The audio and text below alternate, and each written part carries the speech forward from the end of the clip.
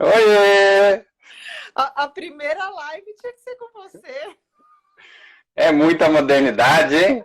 É muito. Podia ter consulta também online, assim, né? De fisioterapia. Você ia mostrando onde a gente aperta, o que a gente Já, faz. pior que já tem agora a novidade que está no mercado, né? O governo liberou agora a telefisioterapia. Antes da gente começar, eu quero saber como é que funciona a telefisioterapia. Você viu? Ainda está sendo desvendado ainda, né? Tá me escutando bem? Tá muito alto? Muito bem. Tá. Ainda está sendo desvendado, na verdade, né? Então, assim, você pode cobrar uma consulta de fisioterapia e atender seu paciente pela telefisioterapia, pelo celular, por WhatsApp, por Zoom, por qualquer rede que você consiga fazer um vídeo, né, com um paciente, né? Ah, Interessante a ideia. é Então, bem. assim, não serve para todos os pacientes, Sim. né? Paciente que está com dor que precisa de uma terapia manual é meio complicado. Mas aquele paciente que você vai conseguir orientar um exercício ou algum tipo de técnica para reduzir dor ajuda bastante, né? Entendi. É a modernidade chegando, né? Junto com o Modernidade. corona. Eu nem fale. Vamos começar então? E aí, Nono, tá de casa, trampando muito, pouquinho? Só 12, 15 horas por dia, Nossa, tá tranquilo. todo mundo que tá de casa tá trabalhando mais, né? Estão falando. Tá trabalhando muito e também muita gente não sabe, né, que eu trabalho com um ramo que vai diretamente na parte de limpeza da casa, né, matéria-prima. Então a gente está se Sim. desdobrando em 10 para atender todos os nossos clientes. Boa, No. Vamos ao tema aí pro pessoal aí, né? Sem correr desde o dia 15 de março. Vixe. Enferrujei. Vamos lá. Para quem não conhece, o Guigui é meu fisioterapeuta desde 2016. Eu conheci através da minha amiga Thaís Naidelice, aquela peste. Eu tava já Que dupla, viu? de dupla, Aff. né? Eu tava no meio já dos treinos para a maratona de Paris. Aí ela me indicou, falando: é bom fazer uma soltura de vez em quando. Aí fui a primeira vez, apaixonei, levei o marido, levei o sogro, levei toda a família. E eu não vivo mais. No meio, são praticamente 4 anos que a gente tá junto. Uhum. E nesse meio tempo, infelizmente, tiveram algumas lesões, mas sempre do meu lado, me colocando para cima. Além de Boa. fisioterapeuta, ele é psicólogo, tá, gente? Então, quando vocês precisarem de pacote completo, o Guigui é a pessoa especial. E o Gui, Obrigado. ele tem uma clínica de fisioterapia chamada Kinex, que tem várias unidades agora em São Paulo. Se quiser falar um pouco das unidades onde elas estão localizadas, Gui. Eu falo, No. Bom, vamos lá. Então é isso. Conheço a Noelle desde 2016. Formei em São Carlos em 2004. Então já faz muito tempo, sempre para a área esportiva, né? Então já trabalhei com diversos clubes, seleções, times, diversas modalidades, inclusive atletismo também no Centro Olímpico por 5 anos. E aí em 2011 ou 2010 a gente fundou a Kinex. E aí veio trabalhando nesse meio do atleta amador, né? Que a gente viu que era um atleta que era super dedicado, que tem todos os seus problemas de trabalhar, de ter que lidar com uma vida diária, com uma vida cotidiana, e ainda depois tem que treinar para fazer os tempos dele e tentar cumprir as metas estabelecidas aí, né? O grande problema do atleta amador, já pegando o gancho, é isso aí. Ele não tem o tempo de descanso, não tem alimentação, o estresse é dobrado, então o repouso também é um pouco perturbado e tudo isso aí vai somado. A gente viu que era um perfil de gente que precisava de muita orientação e ajuda. A gente dava um atendimento para o atleta profissional que, quando pegou o amador, a gente viu que a gente poderia dar muito melhor para o amador. Porque no profissional você divide o clube, são 12 atletas, 20 atletas para 2 fisioterapeutas, em atendimento em 3, 4 horas. Então é um atendimento muito rápido, né? Você tem que ser ligeiro. E no amador a gente conseguiu fazer um negócio de atendimento de 1 hora, 1 hora e meia dentro da clínica, e aí foi crescendo, né? Hoje a gente conta com 5 clínicas, graças a Deus. Nesse momento todas paradas, quer dizer, a gente acabou de reinaugurar a Vila Mariana, né? Para começar atendimento. Reinaugurar, doido. De reabrir a Vila Mariana. Porque a gente tem recebido muita gente com dor, né, Nó? Então a gente vive um problema esse negócio, fica em casa para não se contaminar, para não levar o vírus para mais gente, mas ao mesmo tempo eu tô com pessoas que têm problema, né? Então, por exemplo, eu tô com uma grávida que não pode ir para o hospital tomar medicamento e ela tá com dor lombar e precisa de atendimento de fisioterapia. Como é que eu faço? Fala para ela, não vou te atender? Não dá, né? Então a gente tem que pesar, se higienizar e atender bastante as pessoas. E é isso, Nono. Não, e aí conheci você nesse meio caminho aí, né, de atleta amadora, começando a correr, queria fazer sua primeira maratona. Pois é. E já veio buscar ajuda, foi muito inteligente nisso, né? Poucas pessoas já começam com prevenção, né? Começam já na lesão. Eu bato muito nessa tecla. Fisioterapia, fisioterapeuta, massagem esportiva, tudo mais, soltura miofascial, não é só para quem já está lesionado. Tem a questão da prevenção para não se lesionar no futuro. Tem que pensar sempre nisso. Então, eu posso dizer que eu sou grata de ter treinado forte nesses 4 anos para 2 maratonas e ter 2 lesões que uma, como a gente não tinha tanto... A primeira vez que eu tive a síndrome da banda iliotibial não tinha prova, então a gente fez tudo muito com calma, mas a segunda a gente não tinha tempo e fazendo tudo direitinho eu consegui fazer uma prova melhor do que eu esperava. Então, Sim. A ajuda do fisioterapeuta, além de cuidar da lesão, a prevenção é muito importante. Não. E você falou da lombar, como eu tô ficando muito tempo sentada, eu tô parecendo uma véia quando acorda. Não é só você, tem muita gente que tá machucada por conta disso, né? Nossa Senhora! Que a rotina mudou muito, né? E essa mudança na rotina pro corpo é terrível, né? Nos primeiros dias aí. Acorda assim, ó, o primeiro dia vai fazer 1 mês já. É verdade, né? Você que veio de viagem longa ainda tem que fazer quarentena em casa, né? É a segunda quarentena do ano? Tudo bem. Isso. Mas é isso, a fisioterapia trabalha não só na reabilitação, que acho que é o que todo mundo conhece muito, né?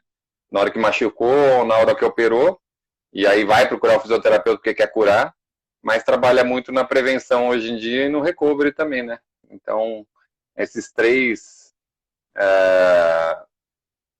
áreas que se abriram hoje dentro da fisioesportiva são muito legais para a gente trabalhar com um atleta amador e profissional, né? Muito bem, muito bem. E falando ainda do atleta amador, hoje quais são as principais lesões que eles aparecem na clínica? As que você mais destacar?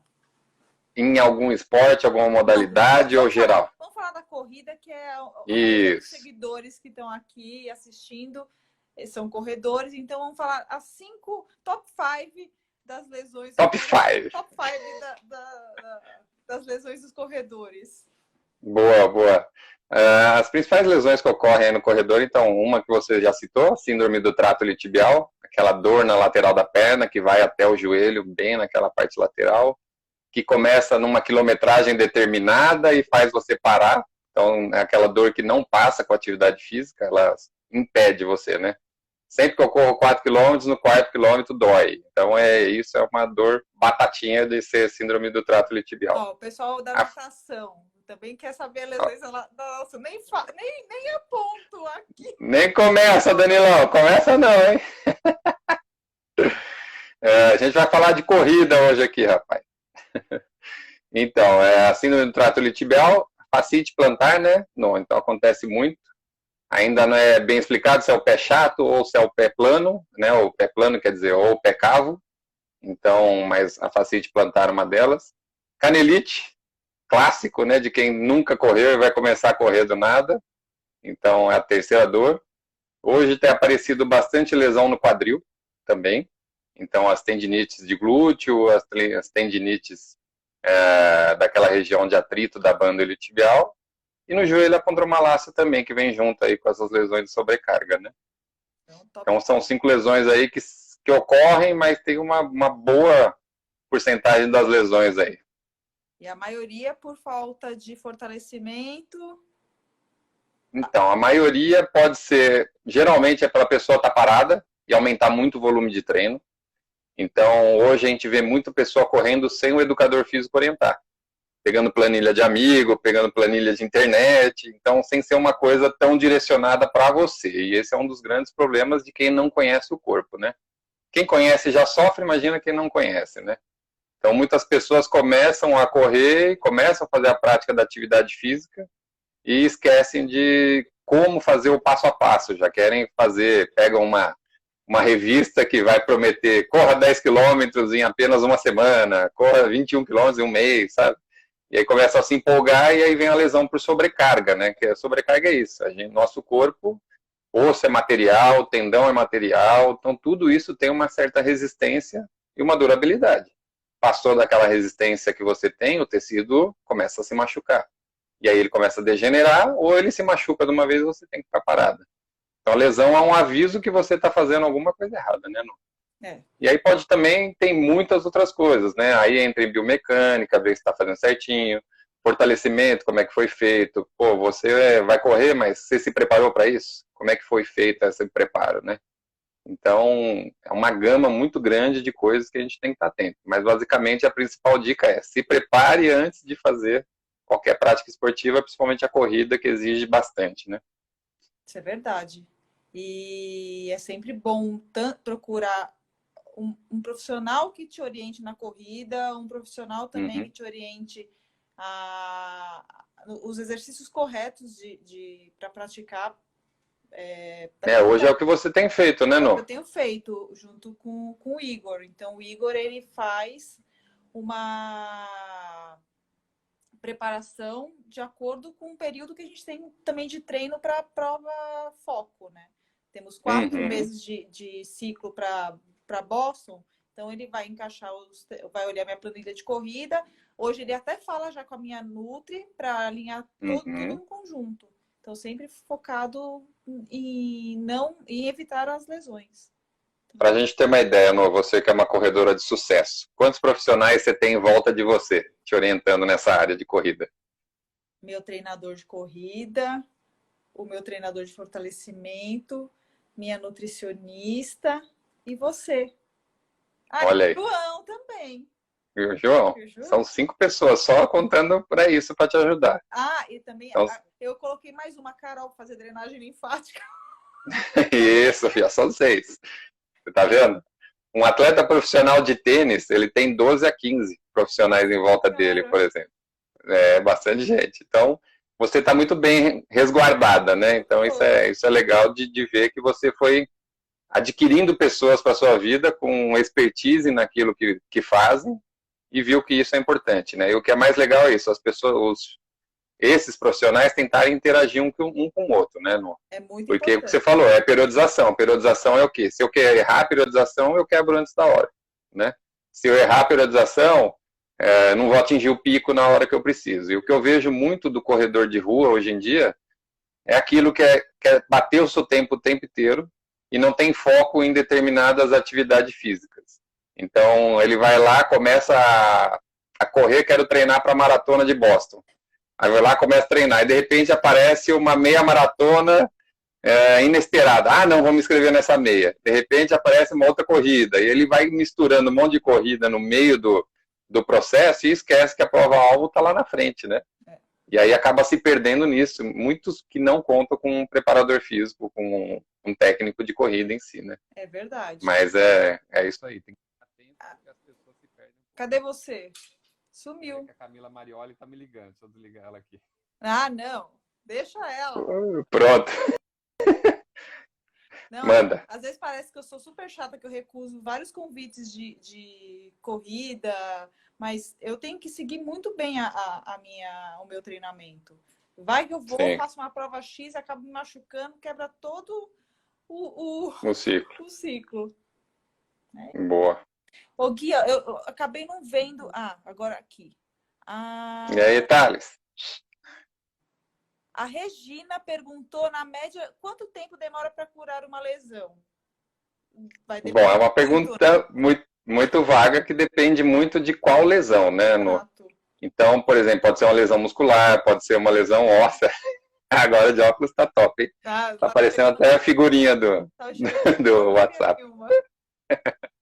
Bom, a cura de uma lesão depende muito do que machucou e da gravidade, né? Então, por exemplo, se é uma lesão muscular, um estiramento, uma contratura, é um pouco mais fácil de se reabilitar.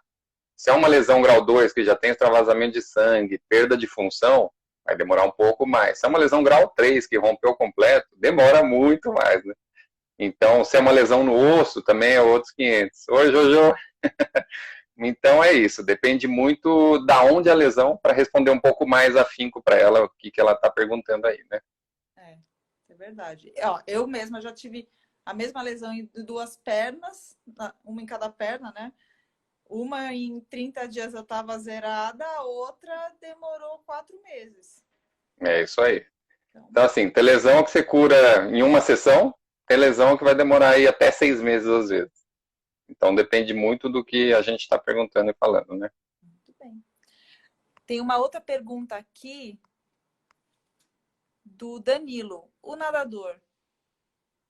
Ele colocou assim, para aquecer, tem algum problema aquecer correndo mesmo? Ou você acha que tem que fazer outra coisa antes? Ah, essa pergunta é muito boa. Essa pergunta é boa. Então, o que eu acho? Hoje em dia, o que é mais importante? A gente trabalhar primeiro com as mobilidades. O que são aquilo? Aqueles movimentos que você já fez alguns vídeos até sobre isso, né? Então, esse é um exercício que vão começar a trabalhar o movimento articular das articulações que vão ser trabalhadas durante a prática esportiva, né? Então, tornozelo, quadril, joelho, coluna, tudo isso aí a gente começa a mobilizar para quê? Para os tendões começarem a ficar mais elásticos, a articulação começa a ficar com o líquido sinovial mais maleável, então a gente consegue ter mobilidades melhores das articulações, e isso para de gerar compensações, né? Então, o ideal é a gente começar com uma mobilidade e aí pode sim fazer um pouquinho de corrida para dar aquela aquecida antes, de 2 a 5 minutinhos. Para quê? Para esse tecido ficar mais viscoelástico e mais fácil da gente trabalhar. Faz as mobilidades e volta para o treino específico aí de corrida em si. Então, aquecer com a corrida vai muito bem, mas o ideal é que você também faça um trabalhinho de mobilidade, uma pranchinha ou um fortalecimento específico do que você está querendo prevenir naquela corrida. Por exemplo, é uma pessoa que corre rebolando, né, que a gente fala, ou corre sentada. Então, aquele jogo de quadril que vai fazer com que você tenha um atrito na banda iliotibial ou no glúteo, por exemplo. Então, seria legal o quê? Faz um aquecimento e faz um fortalecimento para pré-ativar aquela musculatura do quadril, para estabilizar o glúteo dela, para estabilizar o quadril, ela conseguir correr com um tônus mais aumentado naquela região e uma pré-ativação muscular, digamos assim. Entendeu? Entendi. Muito bem. É isso aí. Então vale a pena sim. Agora à tarde eu estava conversando com o Fenômeno, aí ele deu uma ideia. A gente podia fazer uns vídeos para depois colocar no... Ele filma, lógico, o Fenômeno, né? Você me passa os exercícios e eu posto para a gente, com foco de tentar fazer alguns exercícios em casa preventivos para quando a gente voltar mesmo a correr, não se espatifar na rua, sabe? Já quebrar. Sim. Fazer uma... Perfeito. Tá todo mundo correndo em casa, fazendo skipping no sofá, né? Fazer uns exercícios. Aquele da bola, que a gente tem até o vídeo que põe na parede assim, vai fazendo. É um exercício bom para o quadril e tal. Uma meia dúzia a gente grava e posta. Importante, não? Para as pessoas não estão despreparadas com o retorno. Isso aí. Pegando o gancho aí, já até falar de alongamento, né? Que é um do que gera bastante dúvida sempre, né? Então, para atividades explosivas ou atividades que vão exigir uma certa performance, um vigor muscular, o alongamento pré-atividade não é recomendado. O estático, tá? Então, aquele alongamento que a gente, por exemplo, o corredor vai correr, vai lá, alonga o braço. Isso é o típico, né? Manter 30 segundos. Mas, por exemplo, alongar a musculatura da perna por mais de 20, 30 segundos antes da atividade física, reduz a capacidade contrátil do músculo, tá? Então, o músculo ele fica um pouco mais alongado e isso reduz essa condição do músculo produzir força, né? Então, isso já está bem comprovado aí. Então, o alongamento pré-atividade física é mais voltado para flexibilidade, para movimentação, e não para alongar e estirar o músculo. E pós-atividade, sim, a gente consegue trabalhar muito melhor o alongamento. Que aí o músculo já está bem viscoelástico e a gente consegue trabalhar bastante esse ganho de flexibilidade, que é o que a gente está buscando. Entendeu? Peraí, Fenômeno tem uma pergunta. O que você falou, Fenômeno? Diga, bonitão. Tá aí escondida? O que é 6%? O que é 7%? Ah, faz bem treinar todos os dias da semana? Ah, bom, não. Logo de cara eu já falo que não. Tá? Pelo meu ponto de vista, que é de lesão, que é de resistência de material, como eu disse, tudo tem uma durabilidade e tudo tem que ser bem dosado, né? Então, um profissional nunca treina 7 dias consecutivos, então um amador muito menos, né? Então, geralmente o pessoal faz 6-1, e aí você consegue ter pelo menos um período de repouso para aquela musculatura que você está querendo. E lógico, não treinar todo dia a mesma coisa. Cada dia a pessoa vai treinar um grupo muscular, ou mais potência, ou mais resistência. Cada dia ele vai treinar com enfoque no treinamento dele, né? Mas essas condições de treinar sem parar, não dá muito certo, não. Temos os super-humanos, temos as pessoas que aguentam fazer isso e que vão depois fazer ultramaratona, que vão fazer outras corridas. Mas, no meu ponto de vista, é prejudicial a longo prazo. A longo prazo, ele está mais degradando o corpo dele do que aperfeiçoando o corpo dele. Tá bom, Fenômeno? Respondido? Pergunta bem crítica essa aí. Ele tá morrendo de saudade. Ah, é fofinho. Foca aí, Nonô, foca aí. Foco. Vou receber algumas perguntas da caixinha que eu deixei ontem. Vou fazer a primeira aqui. É possível se recuperar de uma lesão sem parar de correr? Eu me recuperei. Agora... Sim. Então, isso que a gente busca, né? A fisioterapia esportiva, ela busca cada vez mais o quê? Não tirar o atleta, mesmo que amador, da prática esportiva dele. Primeiro que tem muita gente que vai surtar. Então, um corredor que usa aquilo para fuga do trabalho dele, ou para estresse, para relaxar de estresse, se tirar o cara da corrida, ele vai se matar, né? Ou ele vai surtar, vai perder emprego, vai bater no marido, né? Ou vai quebrar o pau com a mulher. Mas, assim, é importante que a gente consiga dosar a prática da atividade física sem tirar ele da prática, né? Então, assim, o cara tá correndo, que nem eu falei, a síndrome do trato iliotibial, ele chega no 4º quilômetro, dói. Então, vamos fazer o seguinte, você vai correr 3 quilômetros ou 2 quilômetros, a gente vai tratar, a partir daí a gente começa a chegar e evoluir um pouco mais, que foi o que a gente fez com você, não? Você estava com dor para correr determinada quilometragem, ou numa intensidade um pouco mais forte, a gente reduziu a intensidade com que você estava correndo, e aí a gente começou a trabalhar o quê? As estabilizações, as lesões, para você conseguir chegar onde você queria, né? Então a gente precisa muito saber dosar e não tirar o atleta da prática esportiva, né? Com o atleta profissional é a mesma coisa, né? Então, por exemplo, no vôlei que eu estava trabalhando, um atleta estava com uma dor para saltar, então não vai mais saltar, vai fazer só fundo de quadra, vai fazer saque do chão, vai fazer recepção. Então, esse meio dele manter-se com a cabeça focada no esporte, manter-se bem, ajuda muito na reparação tecidual, além de você melhorar o metabolismo da pessoa também. Então, se você tira tudo, a queda de metabolismo é gigante. Metabolismo desacelerado, lesão se recupera mais devagar. Então, tem que saber pesar, né? Sim, sempre o fisioterapeuta falando com o treinador. Uhum. Muito bem. Muito bem. E ouvindo o paciente também, sentiu dor, começa tudo de novo. Por isso que a gente não é tão a favor de medicamento, né? Medicamento é importante na hora certa, mas se você treinar tomando medicamento, já está errado, tá? Porque você está mascarando sua dor, você está mascarando o limite que o seu corpo te deu, e aí a longo prazo isso aí vai dar ruim. Então, para a gente que trabalha com dor, respeita ele, escuta seu corpo, eu consigo fazer isso? Beleza, vamos fazer o que eu consigo fazer, né? Então, tem diversas formas de trabalhar o corpo, né? Diversos jeitos de se treinar. Isso é verdade. E eu não tomei remédio. Muito bem. Ainda fiz RP e ainda peguei índice. Viu? Fenômeno também, viu? É o casal, casal. É um fenômeno. Deixa eu ver a Muito próxima bem. pergunta aqui. Síndrome do trato iliotibial. A Roberta acabou não colocando o que ela queria saber, mas a gente acabou falando um pouco já do começo, de como é a lesão. Se você quiser falar como a gente trata a síndrome, seria legal. Tá. Como é que a gente Uhum. pode fazer esse tratamento?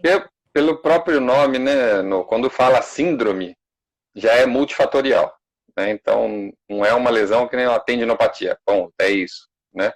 Uma síndrome do trato iliotibial pode ocorrer por diversas coisas. Né? Então, pode vir desde lá do pé, né? Um pé pronado, um pé supinado, um pé instável, e aí vai levar uma rotação da tíbia, que vai rotacionar o joelho, e isso pode rotacionar o quadril lá em cima e dar uma lesão lá em cima. Então, pode ser num pé, pode ser no joelho o problema, ela pode ter um côndilo femoral um pouco mais exagerado, avantajado, ele fica friccionando no tendão do joelho. Pode ser um quadril com instabilidade, que também vai levar aquele rebolado que eu falei, aquele gingado, e esse gingado vai sobrecarregar a articulação do joelho pelas tensões musculares. Então, ela é multifatorial, né? Então, precisa dar uma olhadinha de onde está vindo o problema. E, basicamente, dar uma olhada também naquele trato iliotibial, que ele vai estar um cordão bem tenso e, geralmente, é importante dar uma soltadinha nele, às vezes, aí. E aí entram as técnicas com o rolinho de liberação miofascial. Você também tem uns videozinhos muito bons sobre isso. Né? Então, assim, pode ser liberar o músculo, pode ser trabalhar o equilíbrio, pode ser trabalhar a musculatura de pé, pode ser trabalhar a musculatura do quadril, trabalhar abdômen, que é muito importante, o core training, né? Então tem que ver de onde que está vindo isso aí. Ou se é uma sobrecarga somente. Às vezes está tudo alinhado, está tudo bonitinho, mas ela sobrecarregou. Teve gente que já foi fazer aula, né, de escadaria, né? E teve síndrome do trato. Ficou uma hora lá na escada achando bonito. E nunca tinha feito na vida, né? Não, aí treinando pra maratona, certinho. Hashtag Graciane, né? Bunda na nuca. Bumbum na nuca. Bumbum na nuca. Vamos lá. Essa pergunta internacional de Dubai, tá? Ó, chique. Calcanhar e tendão travado. Como liberar? Calcanhar e tendão travado. Como liberar? Basicamente, tem que trabalhar o quê? A musculatura de pé, né? E panturrilha. Então, pode ser que a fasciite plantar, ou a fáscia, né? A fasciite é a inflamação. A fáscia plantar dele esteja muito retesada, e isso aí traciona o calcanhar dele, que traciona o tendão de Aquiles. Então, basicamente, soltar a musculatura de pé e tornozelo, panturrilha, né, que vai pegar ali bem no tendão de Aquiles, dá uma olhada na corrida dele, se ele não corre muito com o antepé, e aí ele vai correndo mais na pontinha do pé, e isso vai sobrecarregar tendão de Aquiles e panturrilha sempre. Então, se a marcha dele é essa, tem que dar uma olhada, e não adianta, às vezes, você só soltar a musculatura, se ele tem essa adaptação dele já, né? E trabalhar muito mobilidade de tornozelo. Se quiser, depois a gente dá para mostrar algumas coisinhas aí de mobilidade de tornozelo. Pronto. Ó, o déficit de mobilidade de tornozelo está muito relacionado a entorse prévio. Então, geralmente, é uma pessoa que já torceu o pé, e é super comum, torce tornozelo. Corresponde a 20% de todas as lesões no esporte. Então, é muita lesão que tem de torce tornozelo. E, geralmente, o que as pessoas fazem? Nada. Torceu o pé, fica uma semana, 2 em casa, o pé inchou, desincha sozinho. Ah, tô bem, vou voltar a correr. Só que falta mobilidade ali no tornozelo, na pisada, e isso sobrecarrega o tendão lá atrás de Aquiles. Então, tem que também ver de onde está vindo esse problema dele, mas dá para mexer nessas coisinhas que eu já pontuei aí. Ó, fica também para você passar para mim alguns exercícios de mobilidade de tornozelo. Pra gente gravar. No Instagram da Kinex, a Jo postou um tempinho atrás. Acho que chegou a ver, mas depois eu mostro também. Tá bom. Ó, a pessoa de Dubai entrou na hora da pergunta dela. Olha que chique. Ah, é? E ele escutou, será? Escutou? Ela viu. Ela falou, tô chocada. Eu acabei de receber uma outra pergunta do Nick. 3 meses com tendinite no calcânio. Alguma dica? Olha, basicamente quase a mesma pergunta aí da Marcela, né? Então, tem algum problema sim. É muito tempo que você está com essa tendinopatia já nesse tendão. Então, não sei se você está correndo ainda, o que você está fazendo de treino, mas se está parado, era para o tendão já estar cicatrizado. Só que se você parar e voltar a correr de novo, ele vai voltar a machucar. Então, você tem que fazer um gradativo e ver o que está acontecendo nesse tendão. Seria bom fazer, às vezes, algum exame de ultrassom, por exemplo, que é fácil de se fazer e qualquer hospital faz, para já olhar o que está acontecendo no corpo desse tendão, se tem alguma lesão. Ou se nem aquilo que eu falei para Marcela, se corre muito no antepé, se tem uma estabilidade no tornozelo, está fazendo muito exercício de panturrilha, então pode ser uma série de coisas aí que estão agravando essa lesão aí, né? Ó, o Nick tá 1 mês sem correr, parado. Nick, vai lá na Kinex. Pronto. Basicamente já ajuda muito também a gente dar uma olhadinha nele aí, o que está acontecendo. Exatamente. Mas já é para estar melhor, Nick. Com um mês aí parado e você ainda está com dor no tendão, pode ter sido que você tenha uma lesão mais séria no corpo do tendão. Ele fica mais espesso, você sente o tendão, em vez de ele estar fininho, ele fica mais grossinho, gordinho. Então, às vezes, isso aí já significa uma lesão. E quando a gente tem uma lesão, entra a fibrose, né, no? Então, o tendão ele fica todo fibrosado e a hora que você volta a correr, ele sempre rompe de novo. Então, é importante que trate mesmo aí com físio, comigo, qualquer outro lugar, não tem problema nenhum. Tratando com um bom fisioterapeuta vai dar certo. Pronto. A pessoa tá com dor no ombro ainda e não nada há 3 semanas. Isso aí é tiozinho que vai pegar coisa no armário, sabe? Ficar levantando o braço assim o dia inteiro. Ajudar a mulher a fazer bolo, ajudar a mulher a fazer as culinárias dela. Ele tá correndo. Isso aí pode ser repouso, não. Pode ser que ele esteja dormindo em cima do ombro de jeito errado. Musculação, que já deu uma artritezinha cromoclavicular, então pode ser bastante coisa aí que tá acontecendo. Ele não tá me abraçando, ó. Então se abraça a cura. Acho que pode ser isso e lavar a louça ajuda muito. Porque abaixo da cabeça pode fazer bastante movimento. Então, não, ficou a dica. Ai, gente, vocês me matam. Outra pergunta da Tá aqui. Influência do tênis ou modelo do tênis em uma lesão se o tênis ou modelo podem influenciar em uma lesão? Eu vou dar Podem. Primeiro vou fazer um comentário sobre Fala a você. vivência. Uhum. Eu corria muito tempo com um modelo só e teve um período que eu falei que eu ia experimentar vários. Quando eu comecei a experimentar vários, o que aconteceu? Tomei na cabeça. Foi a primeira vez que eu tive a síndrome da pandemia tibial, que eu também acho que pode estar ligado com isso, que acaba mudando o tipo da pisada, às vezes o tênis é mais pesado, ou até mais leve, sei lá. Mas, enfim, eu acho que influencia ficar mudando muito de tênis. No, influencia bastante, sim. Então, o que a gente orienta é isso. Aquela troca constante de calçado a cada determinada quilometragem, a cada quantas horas você correu, o tecido que você correu, isso aí é que nem eu falei. Tecido também é material igual ao corpo. Ele vai deformando, ele vai ficando mais rígido, vai perdendo a capacidade de absorver choque, ou a palmilha começa a ficar modelada, começa a perder um pouco da função. Existem sim diferença nos tênis minimalistas, por exemplo, para os outros tênis com sola mais contínua. Então, assim, e aqueles tênis mais maleáveis, então tem que tomar cuidado. O corredor iniciante que eu oriento é o quê? Usa um tênis com uma sola um pouquinho maior, mais larga, sem ser minimalista, tá?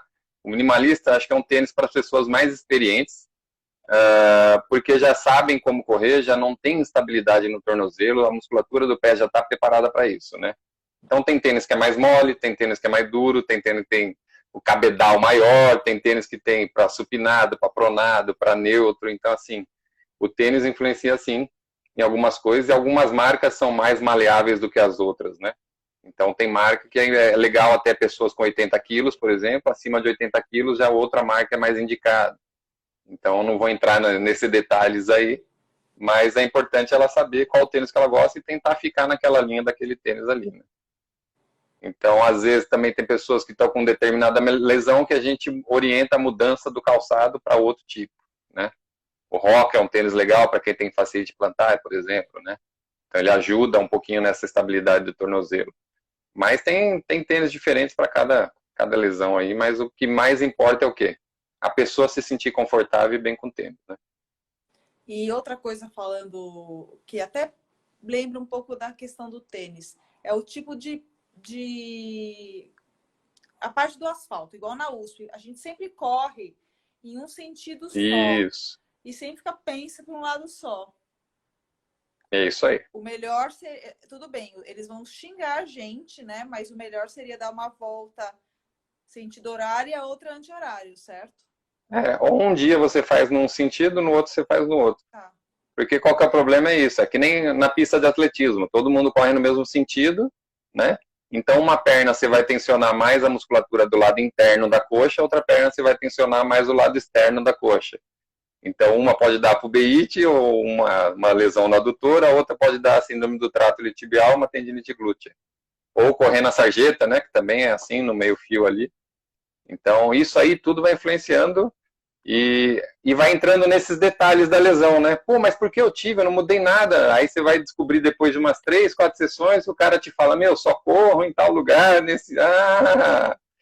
Eu tinha um outro paciente que corria com a carteira no bolso. Teve uma síndrome do piriforme, né? Comprimiu a bunda com a carteira e tirou a carteira do bolso, acabou a lesão dele. Isso que eu perguntei pro cara se ele fazia alguma coisa diferente, né? Você vai atrás. Mas pode ser multifatorial, né? Então é complexo isso aí, tem que estar muito atento para o que a gente vai fazer. O problema é que na USP, se a gente for correr na contramão, nossa senhora, vamos levar uma surra. Então tem que ficar bem atento com isso aí. Tem que mudar. Ou correr em outro lugar, né? Exatamente. E ficar atento. Exatamente. A Roberta, a Pri tá perguntando se você lava a louça. Até postei esses dias a escravidão que tá aqui na minha casa. Tamanho da panela que eu lavei. Vejo a hora de voltar a trabalhar integral. A gente também não vê a hora. A Roberta perguntou, tenho pisada pronada severa e já tive síndrome da banda iliotibial. Devo usar sempre tênis para pronadores? Olha, Roberta, não aconselho muito não. A gente sempre aconselha o quê? Corrigir para menos isso aí. Bota um tênis neutro, né? Para não sobrecarregar muito. Não joga o pé tanto para fora, entendeu? Seu corpo está acostumado com essa pisada pronada, então suaviza e joga para uma pisada neutra e começa a trabalhar muito mais musculatura em si do que o tênis. Não é, Alex? Você está querendo brincar de fantasminha aí? Não. Então, acho que é isso, basicamente. Eu não colocaria um tênis tão supinado assim, né? Supinado, pronado, quer dizer, exagerado, que nem ela estava colocando. A gente orienta mais a acabar colocando no neutro e estabilizando isso aí. Entendi. Certo? Certinho. Fenômeno tá muito perguntador. Tá vendo? Ele tá mais perguntador que você, cheio de dúvidas. Tá. Também, ele tem ido nas consultas? Tá. Ele perguntou, fazer os treinos com um tênis e a prova com o outro, pode dar ruim? Depende desse qual outro tênis, entendeu? Outro modelo. Se for o da mesma marca, acho que sem problema, não, entendeu? Se você correr com o mesmo tênis, um novo e um pouquinho mais velhinho e deixar o novo para prova, tudo bem, acho que não vejo problema nenhum. Não, peraí. Ele está treinando com um tênis mais flat, de uma marca X. Tá. E na prova ele está indo com um tênis um pouco mais alto, de uma marca Y. Eu não recomendo. Não recomenda. Por quê? Deixa eu explicar. Ele está treinando com um tipo de tênis, o corpo dele está acostumado àquele tênis no dia a dia, né? Então já tem toda a mecânica baseada, o cérebro dele já está adaptado a isso, a biomecânica, o movimento, tudo já está adaptado para esse tênis. A hora que chega na prova, ele vai lá e muda o tênis, então o corpo dele vai sentir essa diferençazinha aí de material, de densidade, de altura, de resistência. Então, eu não gosto muito dessa mudança, não. Mas, se ele já está acostumado a fazer isso, e o corpo dele também sabe que na hora da prova, na hora do vamos ver, e a cabeça dele também, que é o principal, falar, meu, esse tênis aqui vai fazer eu correr mais. Pronto, vai, entendeu? Então, tem o fator, sempre o psicossomático também soma demais, né? Conta muito, né? Tá. Então, nesse meio, essa parte de tênis ainda é muito obscura na ciência, né? Então é difícil você comprovar que um tênis é melhor do que o outro, é difícil você comprovar que esse previne lesão para isso e aquele previne lesão para aquilo. Então, o que vai é a experiência da pessoa e o corpo dela. Mas mudar tênis, assim, de estratégia nesse sentido, eu não acho muito legal, não. A não ser que ele treine também com esse tênis um pouquinho, entendeu? Entendi. Ah, não, de vez em quando ele treina. Uhum. Ah, então beleza, aí tudo bem. Quando eu treino de mais velocidade, ele falou que tá usando. Tá, então beleza. Para economizar. Vamos ver. Exercícios para relaxar o trapézio que fica tenso na corrida. Muito bem. Provavelmente a respiração errada, não? Ou aquelas pessoas que correm Sim. tensionadas, entendeu? Todo mundo fala, relaxa, abaixa o ombro para correr. Então a gente vê muito isso. E o grande problema é que isso é uma mecânica adquirida já, né? Então tem que se policiar demais para relaxar o pescoço, correr numa mecânica mais coordenada, prestar atenção na respiração. Geralmente essas pessoas têm respiração muito apical, que é aqui em cima. Então começa a fazer esforço com o pescoço para respirar. Então você vê aquelas pessoas que correm com o pescoço todo tensionado. Então pode ser às vezes que ele já teve algum problema pulmonar na infância ou no decorrer da vida dele, uma asma, uma bronquite, alguma coisa assim. E isso acaba afetando um pouquinho essa musculatura de pescoço dele também, tensionando muito. Mas o ideal é o quê? Terminou de correr? Bolinha de liberação miofascial, bota no pescoço, trapézio, esfrega lá na parede, vai nos pontinhos de tensões, 3 minutinhos e alonga. O ideal não é alongar retinho, é alongar um pouquinho diagonal, tá? Porque retinho você pega a faceta da articulação. Então, quando você roda um pouquinho o pescoço para baixo, você consegue livrar essa articulação da faceta e você consegue alongar melhor. Isso aí. Uma autoliberação com bolinha, esfrega lá na parede, e isso vai diminuindo a tensão dele. Mas prestar atenção principalmente nisso. Se é dia que ele corre com mais tiro ou com mais esforço, que a respiração dele vai alterar. E se for respiração, ele vai ter que trabalhar com fisiorrespiratória ou ele mesmo começar a trabalhar um pouco mais yoga, respirações, trabalhos com respiração. Entendi. Ó, essa é profissa, essa você nunca viu, hein? Nunca vi. Bonito. Presente, né? Você é especial. Só ganha coisas tops. Não, essa eu comprei. Viajado no mundo. Uma pergunta aqui. Inflamação no quadril. Como lidar sem fisioterapia e pilates na quarentena? Dá para fazer exercício em casa. Tem bastante coisa que dá para fazer, né? Então, basicamente, aquilo que eu falei, da inflamação do quadril. Tem que ver o porquê que ela está tendo essa inflamação no quadril. Provavelmente ela teve durante a corrida, agora está parada em casa, ela já quer aproveitar esse tempo parado para tratar, né? É aquilo que então, primeiro falou, para a gente fazer um videozinho de algumas coisas para ir se preparando para o dia do retorno, o dia que todo mundo vai novamente, né? Novamente, o quadril é o centro do corpo, né, No? Então, desde a filosofia lá oriental, a gente já sabe que o centro do corpo tem que estar forte e estabilizado para a gente conseguir ter uma performance melhor. E esse centro do corpo vai estar alterado por alguns fatores. Pode vir lá do pé, pode vir do joelho, pode vir do quadril, pode vir da coluna. Então, precisa primeiro ver o porquê que ela está com essa síndrome do trato, né? Não é síndrome do trato, é uma dor no quadril. Mas, basicamente, o que vale muito a pena ela fazer? A autoliberação com as bolinhas miofasciais, muita prancha, né? Trabalhar bastante abdômen, oblíquo, paravertebral, musculatura glútea, que ajuda muito. Então, a gente esquece muito do bumbum. Principalmente agora em casa, quem está sentado o dia inteiro, então o bumbum fica espremido na cadeira o dia inteiro. Então, são os músculos que valem muito a pena a gente sempre trabalhar, né? Então, uma máxima, né? A gente sai muito da faculdade também falando muito isso. Vamos fortalecer, vamos alongar, vamos fazer o quê? Então, a físio não é só fortalecer e alongar, né? Então, tem músculo que às vezes não precisa nem fortalecer nem alongar. Ele só precisa da ativação certa, na hora certa, para ele funcionar, né? Então, mas precisa ver basicamente de onde vem. Mas dá para ela fazer bastante coisa, principalmente com as pranchas aí, esses fortalecimentos básicos que eu falei. Joia? Mais uma. A Jo falando, tem um vídeo no Insta da Kinex com dicas de exercício de quadril. E eu também, eu fiz 3 exercícios de quadril também. Um era prancha, o outro era bola e o outro era um que ficava assim. Vai lá atrás dos vídeos e você vai observar isso aí. Peraí, fenômeno! Muita gente veio falar esse período de quarentena. rodando 3, 4 horas, 5 horas de rolo. Tem alguma coisa para trabalhar essa parte? Fenômeno disse que tem muita gente fazendo rolo ultimamente com esse período de quarentena. A criança mesmo acho que ficou 5 horas sábado. Tem algum tipo de exercício, alongamento para fortalecer o core, a região? É a mesma, é prancha. Então, assim, as pranchas, elas... O ciclista fica assim, né? Uhum. Sim.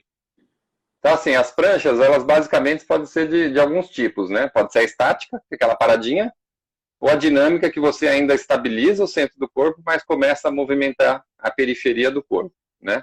Então, quando a primeira dica, faz as paradinhas, a estática, trabalha bem com a coluna alinhada, tá? A coluna alinhada, o que é? Cada um?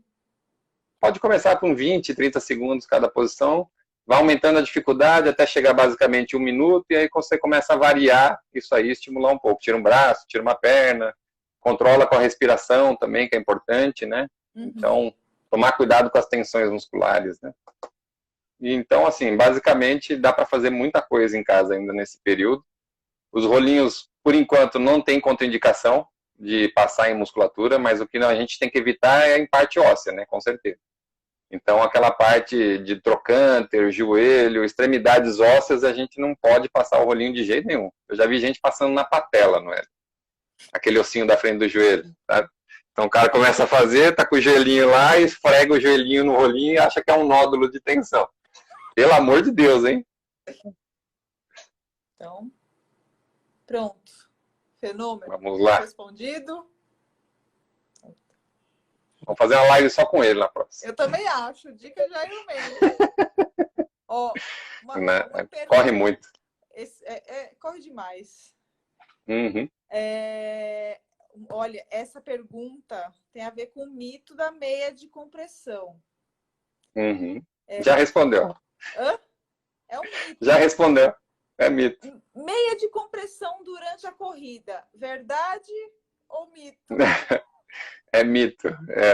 Então, assim, a meia de compressão, tiveram já vários trabalhos científicos vendo se ela aumenta o retorno venoso, o que ela promove nesse sentido, que a ideia dela é isso, é comprimir e você conseguir aumentar o retorno venoso e ter uma performance melhor, né? Então, ela não tem nenhuma melhora nesse sentido do retorno venoso durante a corrida, né? Então, é mais mito. Mas o que acontece? A compressão no músculo gera uma sensação agradável, né? Então, para quem tem dor muscular tardia, para quem tem algum problema que sente esse estresse muscular, a meia de compressão, ela dá uma sensação gostosa, ela dá uma sensação boa, né?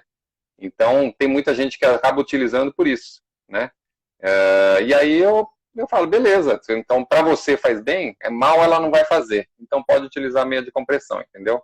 Não é que você gastou dinheiro à toa, não é que você caiu num conto do vigário, não é isso. Mas não vai acreditando que ela vai te ajudar a melhorar a performance ou o retorno venoso, só isso.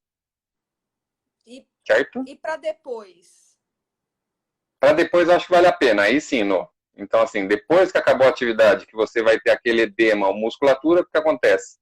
A gente fica mais inchadinho pós-atividade física, por quê? Porque o músculo sobrecarregou, ele teve microlesões, e essa microlesão faz o quê? Com que o sangue extravase para fora do músculo. Então, a meia de compressão vai ajudar muito nessa fase aí, pós-atividade física, para aí sim melhorar o retorno venoso, né? Então, pós-atividade física, legal. Vai pegar um voo de avião pós-corrida também, que nem muita gente está fazendo maratona fora do país, está aproveitando esse turismo das corridas, né? Estava, né? Mas já volta. Então, a meia de compressão... Um monte de emitida, vai ter que ter. Então, assim, pós-corrida, vai pegar um avião, muito bom. Muito bom, que até evita que você tenha, algumas vezes, alguma trombose aí na perna por conta dessas microlesões aí. Então, vai legal. A pessoa que perguntou sobre a meia de compressão falou, mesmo para mim com 58 anos, é a mesma coisa. Mesmo. Tá? Não fique assustada, tá tudo bem, viu? Pode utilizar, se você se sente confortável com ela, não tem problema. Não vai fazer, não tem nada cientificamente... Não traz malefício nem benefício na atividade. Tá. Uhum. Condromalácia grau 2 tem a ver com quadríceps fraco?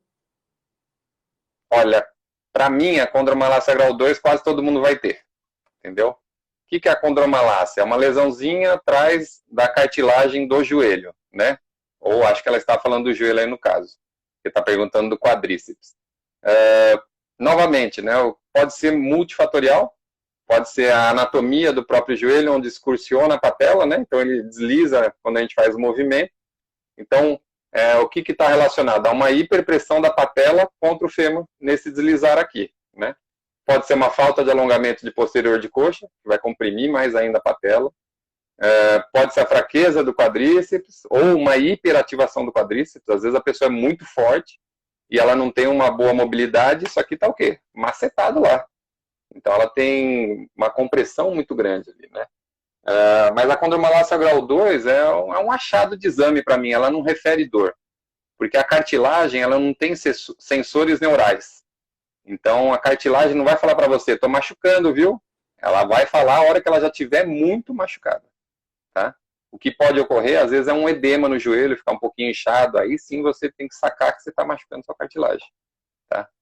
Mas é aquilo, a nossa cartilagem tem uma durabilidade como todos os ossos, cartilagem, tendões do corpo, né? Então, a condromalácia grau 2 eu acho que é super tranquila de ser reabilitada. Então, pode ser feito até um trabalho de equilíbrio, liberação miofascial, fortalecimento, mas é aquilo que eu falei. Às vezes está muito forte, não é para fortalecer mais, é para tirar um pouco a sobrecarga, mantém o fortalecimento, não vai perder massa também. Você já ganhou, ótimo, mantém a massa. Mas tem que entender o porquê que essa patela está comprimida lá. Se é uma falta de alongamento ou se ela está muito forte e encurtada esse quadríceps aí. Entendeu? Pode ser também, novamente, falta de mobilidade de tornozelo.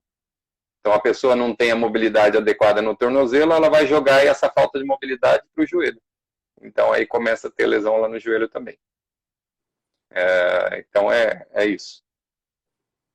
Deixa eu ver se tem mais alguma pergunta, porque eu tenho uma pergunta para fazer. Espera aí.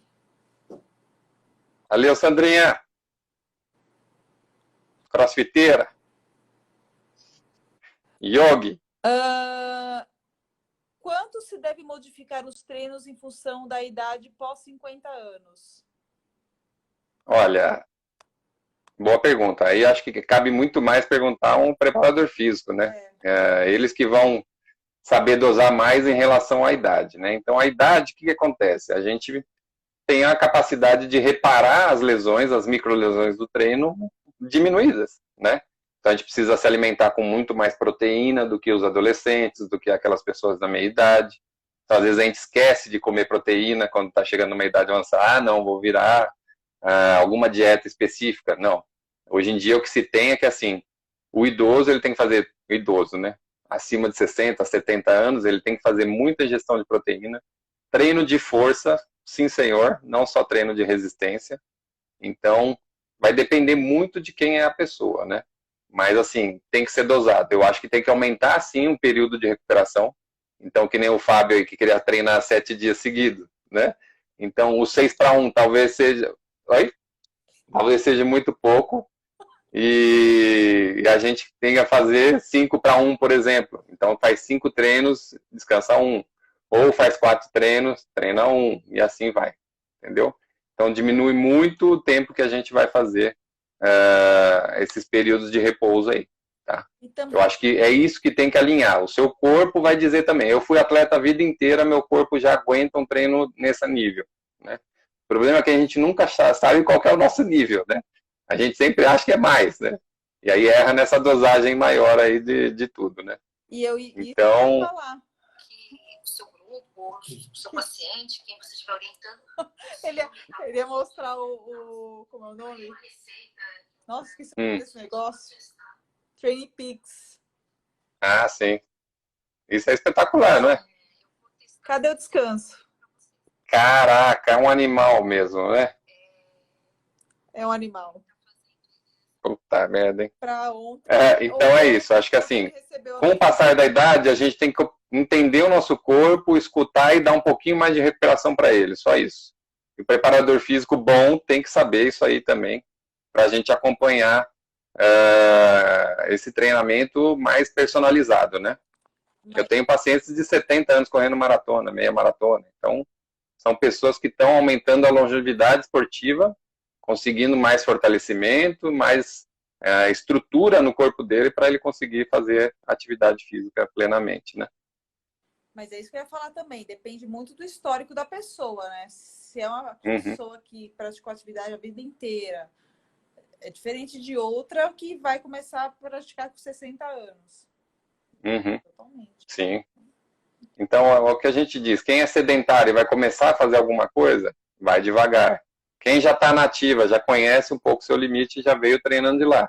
Mas também já sobrecarregou muito seu corpo já, né? Então já tem lesões adquiridas aí. Então sempre é importante o quê? Você é uma pessoa. Não siga a planilha dos outros, não faça treino dos outros, né? Faça o seu treino. Eu não sabia que era para você. Idoso, caramba, corre meia maratona todo mês isso aí, viu? Pelo Brasil inteiro, viu, Nono? Ai, gente. Ela e o maridão estão resolvendo fazer meia maratona por todas as capitais, tá? E aí ela... Não chamei, não sabia que era para ela a pergunta, mas assim, a idade dela, ainda com 50 anos, está super bem ainda. Ela corre muito bem, tem um preparo físico. Eu acho que ela precisa só trabalhar muito mais as bases. A parte de musculação está bem alinhada para você aguentar depois o volume de treino, né? Então, a dica é essa. Tenta fazer um pouquinho mais de repouso no meio da semana, botar um repouso no meio da semana e continuar o treino.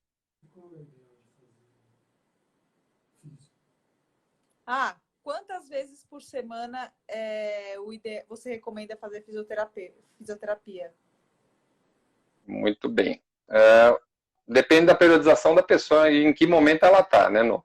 Então, assim, no começo é legal para a gente o quê? Trabalhar a especificidade dela. Então, pegar, olha, eu vou ver sua mecânica, ver como é que você está, vou correr isso, já conheço. Então, vamos fortalecer essas principais musculaturas para prevenir lesão, tá? Então, a gente começa num primeiro momento trabalhando a falta de mobilidade que às vezes tem no tornozelo, que nem eu comentei, ou no quadril, falta de força, instabilidade. Então, vamos trabalhar em cima dessas valências aí que você tem para a gente evitar que você tenha alguma lesão. E no decorrer da temporada aí, por exemplo, e aí pode ser feito quanto? 15 dias? Se é uma pessoa dedicada, você vai lá, orienta ela, ela vai fazer essa atividade sozinha, né? Se é uma pessoa que não tem muita essa plenitude de fazer os exercícios sozinha, então vai ter que vir toda semana para fazer toda essa preparação para você começar a correr, né, mais forte.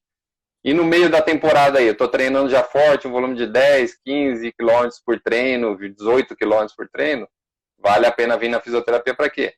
Para soltar aquela musculatura que está dando algum probleminha ou que está tensionando demais e você vai precisar fazer um treininho mais forte depois e evitar com que isso se acumule e gere uma lesão lá na frente. Então, acho que assim, 15 dias, chegou ali no período do mês da prova, aí uma vez por semana pelo menos. Tá? Uma vez por semana, porque o volume vai estar alto, quer dizer, um pouquinho antes, com 6 semanas, o volume vai estar lá em cima. Se é uma maratona, vai estar fazendo 32, 34, 36. Então, você imagina que o corpo da pessoa está no limite ali para ela estourar, né? Então, é importante que ela venha toda semana para a gente trabalhar isso aí. E próximo ali da prova, fazer só aquele regenerativo e se divertir para a prova, né? Exatamente. E relaxada. Muito bem. A cabeça manda muito, né, Nô? Manda. Manda muito. Não adianta... Se você sabe que você fez tudo, que você está preparada, você vai muito tranquilo, né? Nossa Senhora. Confiança demais. A gente deu 1 hora. Tem algumas outras perguntas, mas a gente podia marcar um outro dia, né? Pode ser, Nô, pode ser. Achei que foi bem produtivo aí, tem bastante coisa pra gente falar. Matou a saudade? Porra! Cadê o boy magia aí? Cadê? Tá escondido. Tá aí. São os dois. Tá bonito de cerola, tá bonito aí. É shorts,